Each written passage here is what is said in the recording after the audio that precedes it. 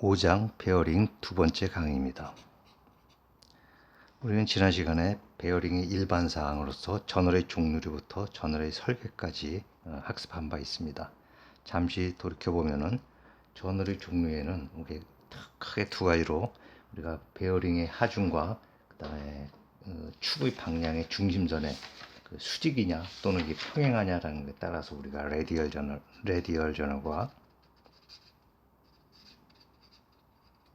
트러스트 저널 이렇게 나눴어요. 그래서 베어링 하중이 축의 어떤 중심선과 수직이다. 그러면 우리가 레디얼 저널. 그 다음에 중심선과 같은 방향이다. 라고 하면 우리가 트러스트 저널이라고 얘기했죠. 그 다음에 베어링의 종류는 우리가 이제 크게 하중의 방향에 따라 어떻게 나눴죠? 옆에 레디얼 베어링. 그 다음에 트러스트 베어링. 또 마찬가지 베어링의 어떤 축과 그 다음에 베어링 하중의 어떤 방향에 따라서 결정 주어졌고 그 다음에 접촉 방향에 따라서 우리가 나눠준 것이 미끄럼 베어링, 그 다음에 전동체에 의한 구름 베어링. 이게 두 가지로 나눠졌어야 되죠. 미끄럼 베어링은 보통 윤활로도 우리가 회전을 시켜주고, 구름 베어링을 하면 전동체를 주로 이제 많이 활용을 한다 이렇게 볼 수 있겠습니다. 그 다음에 이제 페트로프 법칙이라고 해서 우리가 이제 뉴턴의 점선 법칙, 으로부터 유도되는 토크와 그 다음에 저널과 베어링의 마찰력에 의한 토크, 이 토크를 비교함으로써 우리가 나타나는 각종 요소를 우리가 마찰 개수로 나타낸 이런 식으로 갖다 우리 나타냈었죠. 그래서 마찰 개수 뮤라는 것은 파이 제곱 오버 30, 거기다가 우리가 에타 n, 그 다음에 여기서 말하는 p 수압력이 되는 거죠. 그 다음에 여기서 r 오버 c가 된다. 그래서 에타라는 것은 유체의 점도, 그러니까 끈끈한 정도를 나타내는 유체의 구유 성질이죠. 그 다음에 nrpm으로 회전하는 우리가 이제 회전축. 그 다음에 p라는 것은 베어링 하중을 투영 면적으로 하는 수압력. 그 다음에 r이라는 것은 이제 저널의 반경, 저널 반경. 그 다음에 C라는 것은 여기서 베어링의 고정된 부분과 저널 사이에 있을 때 간격. 그래서 어떻게 보면 윤활층이다 우리가 얘기할 수 있겠죠. 그래서 이런 마찰 개수는 이런 관계를 갖다 나타낸다라는 것을 한번 유도한 적이 있습니다. 그래서 베어링 수압력이 나왔는데 베어링의 수압력이라는 것은 저기는 베어링 하중을 무엇으로 A, 여기서 말하는 A는 투영 면적이다. 투영 면적이라는 것은 우리가 하중이 작용하는 방향으로 그 저널에 투영되는 면적. 그래서 예를 들면은 이런 식으로다가 위에서 저널을 이런 식 저널과 축이 있을 때 위에서 이렇게 P가 작용한다면은 이런 레디얼 저널 같은 경우는 투영 면적 위에서 바라보니까 위에서 바라본 저널은 이와 같이 되겠죠. 그래서 길이가 L이고 반경이 D인. 그래서 이 투영 면적 A는 뭐 D L이다 이렇게 쓸 수 있는 거죠. 만약에 피벗 저널 같은 경우는 예를 들어서 위에서 이렇게 바라봤을 때 이 면적, 이 원의 면적이 나타나는 거니까 이 원의 면적이라는 것은 반경이 R일 때 A라는 것은 4분의 파이 D 제곱이다. 그래서 이렇게 피벗 저널일 경우에는 이렇게 나타나고 이와 같이 레디얼 저널 이렇게 나타나는 것은 이렇게 나타날 수 있다. 그래서 우리가 수압력이라는 것은 베어링 하중을 투영 면적으로 나눠준다는 걸 여러분들이 이해하시면 되겠습니다. 그 다음에 마지막에 중요한 우리가 저널 설계 중에서 우리가 엔드 저널을 얘기했습니다. 엔드 저널은 이제 레디얼 저널 중에서 하나로 끝단에서 이제 베어링 축을 지지해주는 베어링에 붙어 있는 저널이 되겠는데 이러한 저널을 설계할 때는 우리가 지난 시간에 배웠던 굽힘 모멘트라는 것은 단면 개수와 허용 굽힘 응력의 곱이다. 근데 단면 개수라는 것은 32분의 파이 D 3승. 그 다음에 시그마 B를 곱해준 것이고 또 한 가지 가정은 이러한 저널에 이렇게 분포해서 전체적으로 합이 P가 되는데 이것이 어디 작용한다? 중앙에 작용한다고 했을 때 이 길이가 L이면은 이것은 어떻게 표시해야 되냐면 여기서 2분의 L 되는 지점에서 집중하중 P가 작용하는 거랑 마찬가지다. 그러면 여기서 이 모멘트는 뭐냐? 이 거리와 하중을 곱해준 거죠. 그래서 여기서 나타나는 모멘트는 P의 2분의 L이다. 그래서 이게 2식, 이걸 1식으로 놨을 때 이거 똑같은 우리가 굽힌 모멘트라고 본다면 1과 2는 같다라는 이런 과정에서 이 D에 의해서 우리가 전기를 해주면은 D는 여러분들이 잘 아시다시피 3승근 루트에 16P 그 다음에 파이 시그마 B가 된다라는 것이죠. 근데 엔드 저널이기 때문에 여기서 P라는 것은 베어링 하중이 되었고 이것은 투영 면적에다가 수압력을 곱해준 거나 마찬가지다. 근데 이 A라는 것은 여기서 말하는 것처럼 DL이 되는 거죠. DL P가 된다.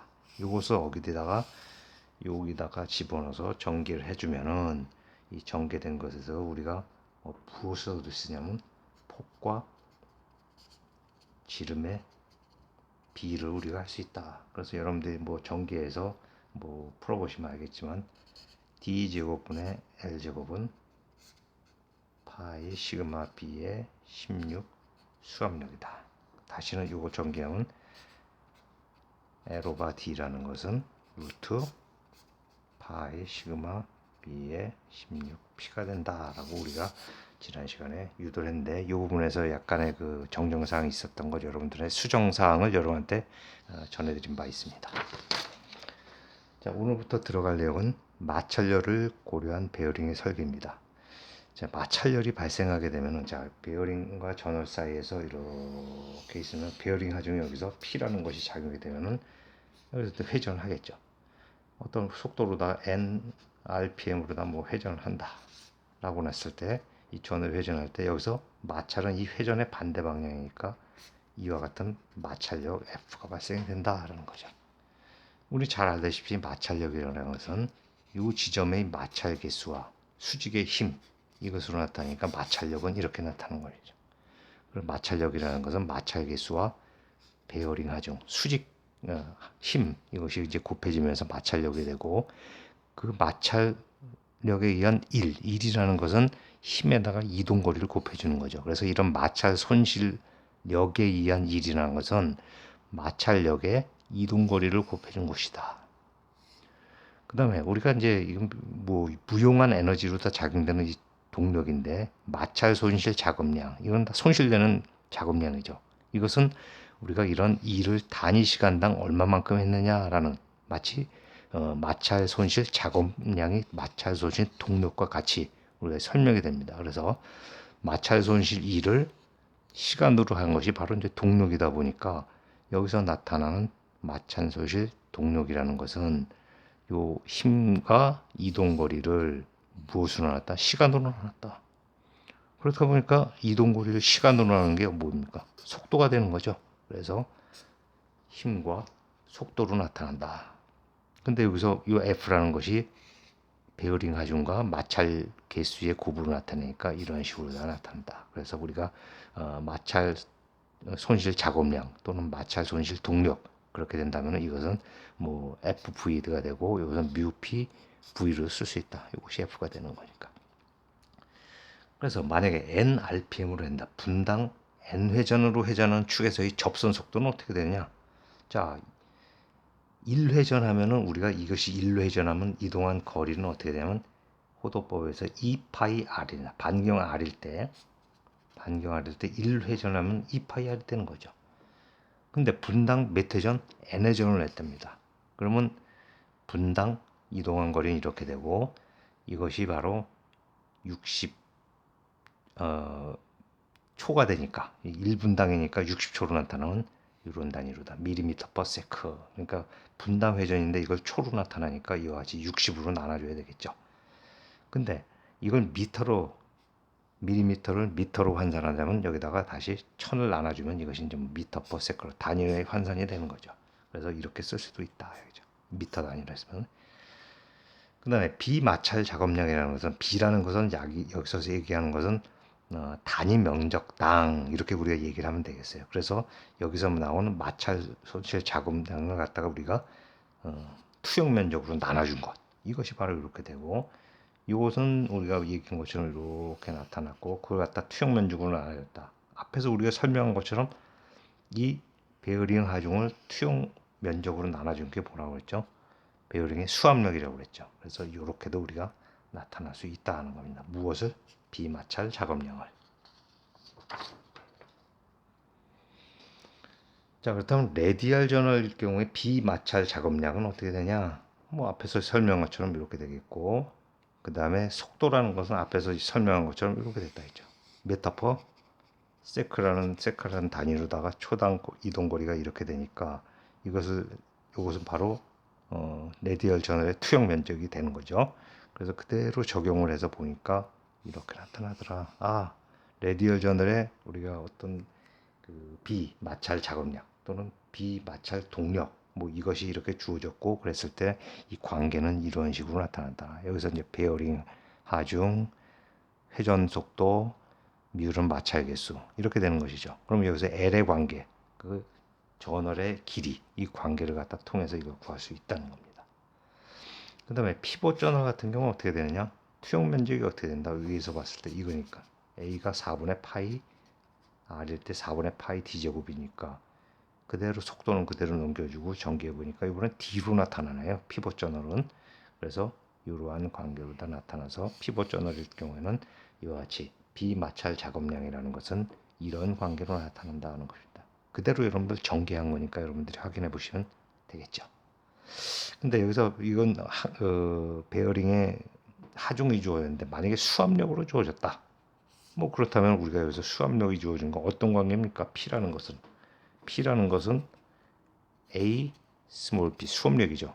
근데 여기서 만약에 레디얼 저널일 경우는 어떻게 된다? 이것은 DL이죠. A가 그 다음에 P 이거 갖다 어디다 대입한다?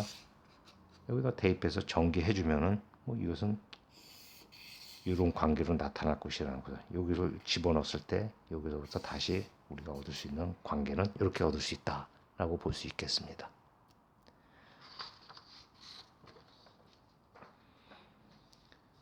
자, 이번엔 구름 베어링입니다. 우리가 이제 뭐 아까 베어링의 어떤 접촉 방법에 따라 미끄럼 베어링, 그 다음에 구름 베어링으로 구분했는데, 이거는 이제 구름 베어링, 롤링 베어링이라고 그러죠. 이 롤링 베어링이라는 것은 마찰면, 그러니까 이 마찰면은 뭐가 있냐면 외륜과 내륜이 있어요.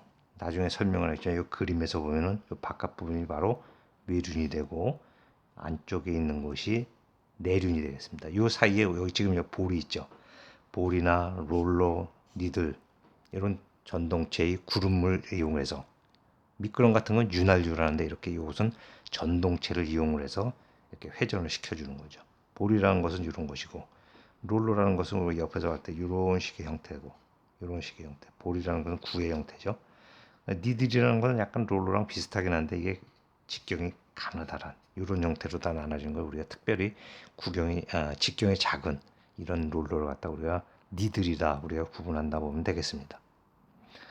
이 구름 베어링의 특성은 윤활 베어링에 비해서 마찰 개수가 작고 그에 따라서 과열 위험이 낮겠습니다.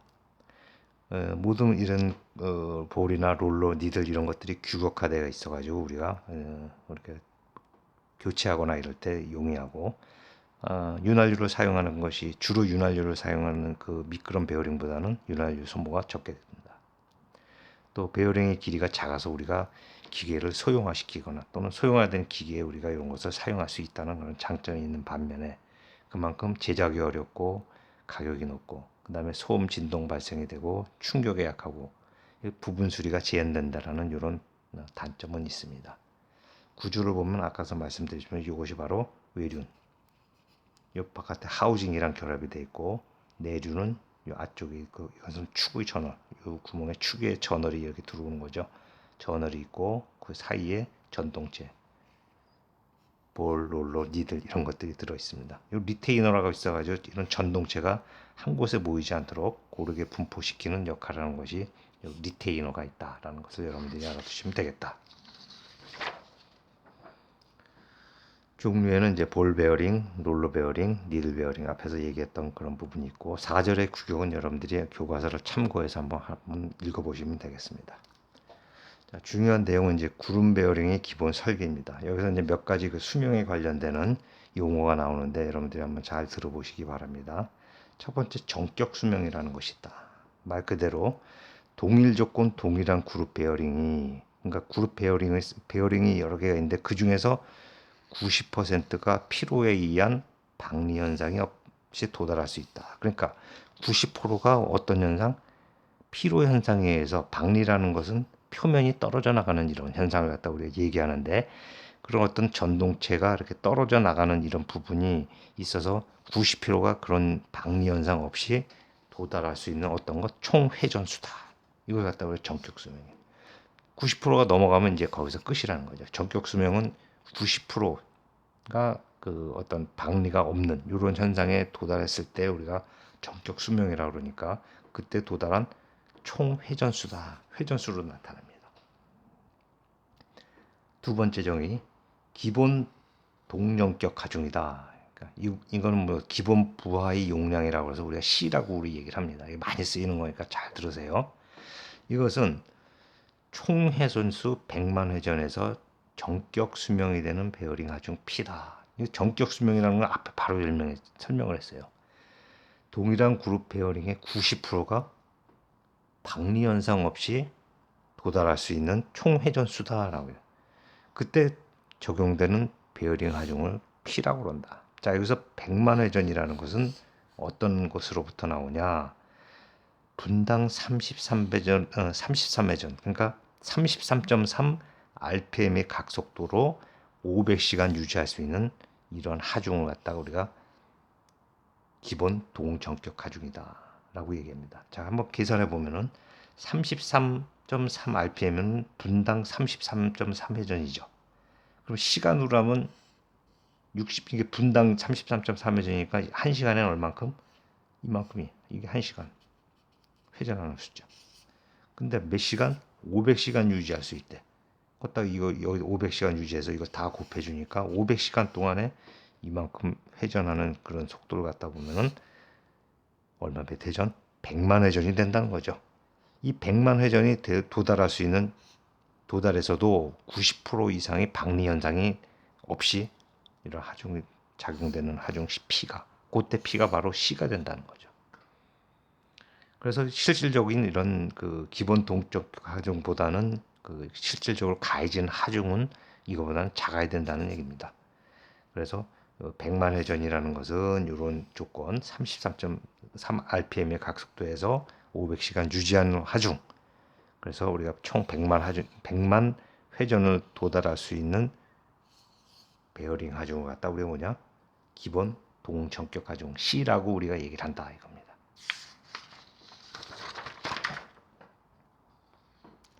이런 여기서 나오는 게 계산 수명에는 또 LN이라는 것이 나오죠.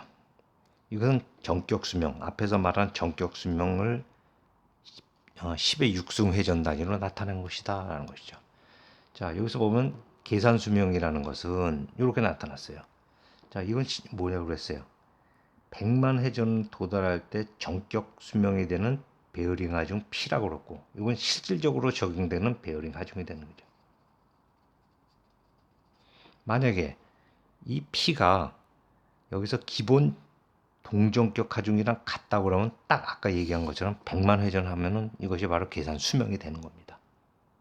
그래서 여기서 C라는 것은 기본 동격 하중, 그 다음에 베어링 하중, 실질적으로 적용되는 베어링 하중이다. 그래서 일반적으로 아까 얘기한 것처럼 이것은 뭐 이것보다 초과할 수 없이 이것이 설계가 돼야 되는 이런 내용이고, 그 다음에 여기서 지수 R이라는 것은 우리가 설계할 때 볼 베어링일 경우에는 3, 그 다음에 롤러 베어링일 경우에는 3분의 10, 3.33 정도 된다라는 것을 여러분들이 아시면 되겠습니다. 자, 여기서 볼 베어링의 예중을 두면 볼 베어링의 베어링 하중이 200kg 포스다. 그 다음에 기본 동정격 하중은 2,800kg 포스일 때 계산 수명을 구하죠. 자, 이건 이론적으로 보면은 이건 기본 동적격 하중이 2,800. 만약에 P가 2,800kg F일 때는 몇 회전 한다는 거죠. 앞에서 얘기한 것처럼 100만 회전을 한다는 거죠. 근데 이거보다 안전하게 실제 하중이 얼마만큼 적용되냐고는 200kg 포스가 적용된대요. 자, 그렇다면 실질적으로 100만보다 더 많이 돌아가겠죠. 하중이가 작아졌으니까.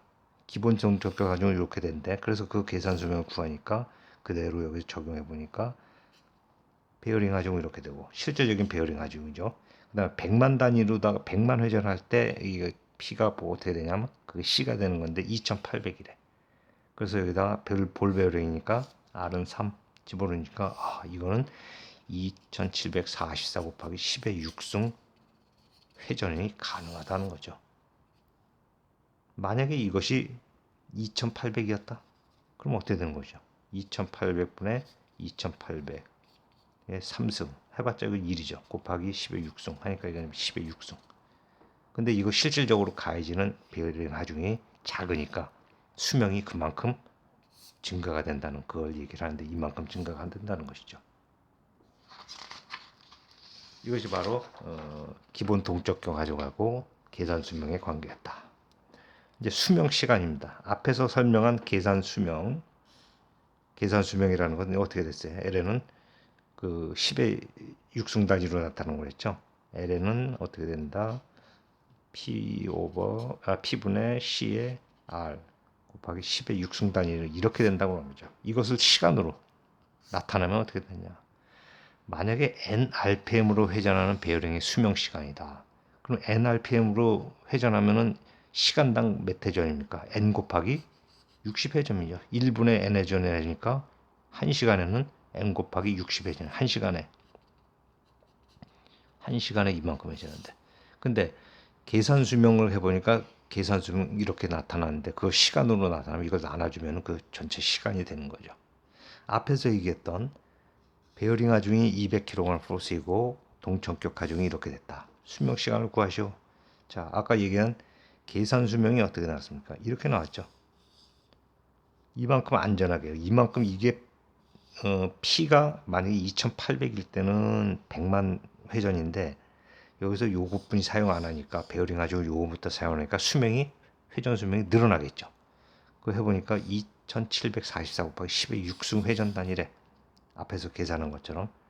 그러면 이만큼의 회전을 하는데 시간으로 나타나면 어떻게 되냐? 시간당 회전수는 이거게 되는 거죠. 분당 회전수 곱하기 60을 해주면 시간당 회전수가 되는 거죠. 이게 1분에 회전하는 횟수고 곱하기 60 하면 이게 시간당 회전하는 횟수가 되는 거죠. 그래서 이 단위를 갖다가 나눠주면은 5815시간 정도 지금 나타나고 있다는 것이죠. 뭐 롤러 베어링일 때는 R이 얼마 되냐?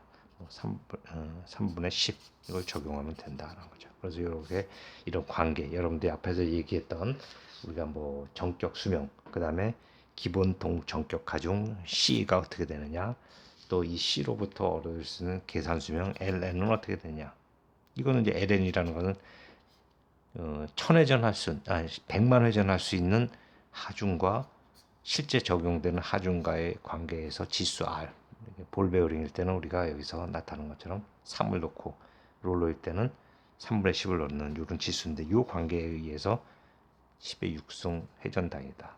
그걸 어떻게 수명 시간으로 나타나는 방법이 이렇게 된다라는 것을 여러분들이 아시면 도대체 작용되는 하중과 그다음에 동정격 하중을 안다고 하면은 거기서 주어지는 베어링 각속도에 의해서 이 베어링의 수명 시간을 여러분들이 구해낼 수 있다는 겁니다. 자, 약간 변형된 예제를 갖다 여러분들한테 보면은 볼 베어링에서 기본 동적 가중이 뭐 C가 1700kg 포스입니다. 근데 베어링의 각속도 N이라는 것은 1000rpm으로 회전하고 있을 때 500시간에서 수명에 도달한 시간. 이건 뭡니까? 이게 바로 수명 시간이죠. 그래서 수명 시간 이런 관계에서 수명 시간은 우리가 앞에서 설명하지 이렇게 설명이 됐어요. 그러면 수명 시간이 5000이고 여기서 시간당 회전수는 바로 이제 분당 1000rpm이니까 시간당 회전수는 뭐 6만이 되겠죠. 그 다음에 ln이라는 것은 C5와 P의 볼 베어링이니까 지수는 3이고 100만 회전수다라고 우리가 볼 수 있겠어요. 그리고 이 상태에서 어느 정도 베어링 하중을 갖다 줘야지 이런 동전격 하중 하에서 베어링 하중을 얼마 줘야지만 5,000시간을 갖다 우리 사용할 수 있느냐. 그래서 계산해 보니까 한 253.9kg 포스를 갖다 우리가 베어링 하중으로 다 사용을 한다면은 이런 조건 하에서 5,000시간을 사용할 수 있다라는 거죠. 앞에 예제랑 거의 비슷한데 이런 어떤 구하는 방법, 그러니까 주어진 조건이 틀려지고 그렇기 때문에 여러분들 이 방법으로 구하시면 된다는 겁니다. 그 다음에 기본 정전격 하중이라는 것은 베어링이 정지 또는 저속 회전할 때 전동체의 지름, 예를 들어서 볼이 될 수도 있고, 그 다음에 롤러도 될 수 있는데, 여기서 볼이, 예를 들어서 전동체의 지름이 10의 마이너스 4승배 영구변이 일어난다. 그러니까 베어링, 볼이 이제 작아질 수도 있는 거죠. 예를 들어서, 이게 지름이 10mm인 1cm 정 이런 볼 베어링이 있는데 이제 사용을 하다 보면 이게 이제 마모가 되겠죠. 이 마모가 돼가지고 예를 들어서 이게 직경을 재보니까 D가 9.9999mm가 됐다. 그러면 지금 몇 배가 지금 줄어든 겁니까? 여기서 보면 0.0001mm가 감소했어요. 지금 10의 마이너스 4승의 직경이 감소하죠. 이렇게 변화됐으니까. 이런 예입니다. 이렇게 변형을 일으키는 하중을 갖다 우리가 뭐라 그러냐? 기본 정전격. 아까는 동전격이라고 해서 동전격은 C라고 우리가 설명했는데 여기서는 정전격 하중. 저속 해적이나 정지할 때 이때 전동체의 지름이 10배 마이너스 4승배 완전히 변형이 돼서 마모가 일어나서 작아지겠죠. 이런 하중을 갖다 우리가 기본 정전격 하중이라고 그러는데 여기서는 이제 PO라는 것은 정하중일 수도 있고 충격하중일 수 있다.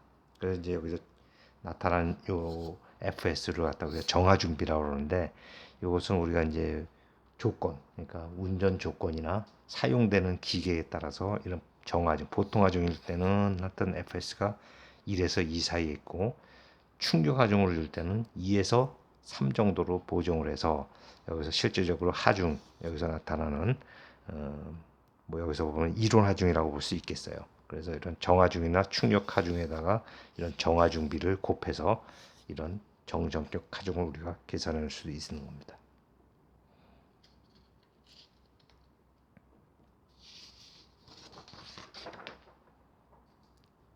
그 다음에 롤링 베어링의 하중, 두 번째 이제 롤링 베어링 하중인데, 우리가 베어링 하중을 구하는 것은 우리가 설계를 위해서 꼭 필요한 그런 내용이기 때문에 우리가 일반 기계나 기어가 설치된 축 또는 벨트가 설치되는 축 이런 것에 대해서 어떻게 이것이 베어링 하중이 적용되는지를 우리가 한번 간단히 살펴볼 필요가 있겠습니다. 일반 기계에서는 이 하중이라는 것은 베어링 하중이라는 것은 FW하고 PO 이것은 우리가 말하는 어떤 이론적인 하중이죠. 그 이론적인 하중하고 실질적으로 베어링에 가해지는 하중은 약간 차이가 있겠습니다. 그 상황, 그 환경이나 기계에 따라서 이론적으로 이런 하중이 가해졌다 해도 실질적으로 우리가 적용되는 베어링 하중이라는 것은 거기 보면 그 하중 개수를 갖다가 곱해줘야 되는데 이것도 앞에서 설명한 것이 운전 조건이 어떻게 되느냐 또는 그 운전 조건에서 사용되는 기계가 어떤 기계냐라는 것에 따라서 하중 개수가 이제 대략 이렇게 나타나고 있는데 이 하중 개수 FW는 여러분들 교과서에 상세하게 그 운전 조건과 운전되는 기계 이것에 따라서 그 값이 어떻게 되는지 나오고 있습니다. 그래서 만약에 문제를 낸다면 여러분들한테 이러한 값들은 여러분한테 주어줄 수 있도록 하겠다라는 겁니다. 그 다음에 기어가 설치된 축 같은 경우는 여기서 이제 개수가 두 가지가 붙어요. 기계 개수, 그 다음에 기어 개수가 있는데 여기서 이 PG는 기어 축의 작용은 일원하중이고 이 머신의 약자로 해가지고 서브스크립을 갖다가 M, 요거는 기어의 개수, 그래서 기어의 약자를 썼는데 요 기계 개수는 보통 1에서 3 정도 되고 기어 개수는 1.05에서 1.3 정도 된다. 그래서 이러한 개수를 곱해줘서 실질적으로 기어 설치축에 적용되는 베어링 하중이 구해질 수 있겠습니다. 그 다음에 벨트가 설치되는 중은 위에서 마찬가지예요. 기어가 아니라 기어 대신에 뭐가 설치되냐면 여기서 벨트가 사용되는 벨트 개수가 되는데 기어 개수보다는 약간 크게 나타나는 것을 알 수 있어요. 그래서 이제 운전 상황이나 기계의 종류에 따라서 적용하겠지만 상대적으로 기어 개수보다는 크게 나타난다라는 것을 알 수 있겠고, 여기서 이 PB라는 것은 벨트 축에 작용하는 이론 하중이 되겠습니다.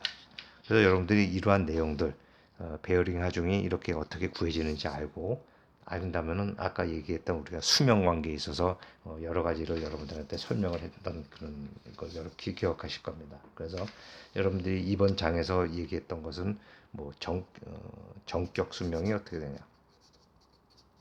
정격 수명은 아까 얘기했지만 90%가 피로에 의한 박리 현상이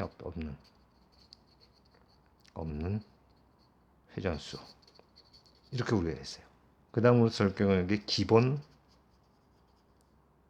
동정격 하중이라고 해서 C라고 했죠. 자, 이것 매우 중요한 개념이었어요. 뭐 100만 회전을 가야 할 때 100만 회전을 가면서 이 박리 현상 없이 90%가 그대로 유지되는 이런 베어링 하중인데, P라는 건데 무회전 10의 6승 회전을 하는 이런 하중을 갖다 우리가 기본 동정격 하중이다라고 봤었죠. 그래서 이게 10의 6승 회전이라는 것은 우리가 아까도 다시 했지만 33.3 RPM으로 회전하면서 몇 시간? 500시간 회전했을 때 이게 총 회전 수가 어떻게 돼요? 100만 회전, 10의 6승 회전이 됐다는 거죠. 이 10의 6승 회전을 갖다가 유지하면서 이런 정격 수명에 도달하는 하중 P를 우리가 뭐라고 한다? 기본 동정격 하중이다 우리가 얘기했죠. 그래서 우리가 나타난 것이 계산 수명이라는 거예요. 계산 수명.